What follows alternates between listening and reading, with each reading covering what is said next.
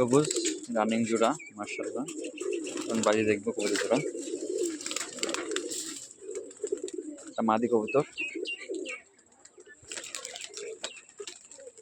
1 2 3 4 5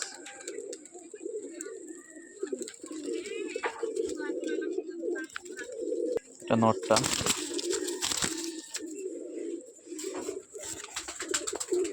নটটা পাখা কিন্তু মেলা কাটা আছে। 1 2 3 4 5 6 পাখাটা আছে একবারে মেলা পাখাটা। মাদিটা লাথি মারলে বাজি করে, মাদিটা কই গেল যে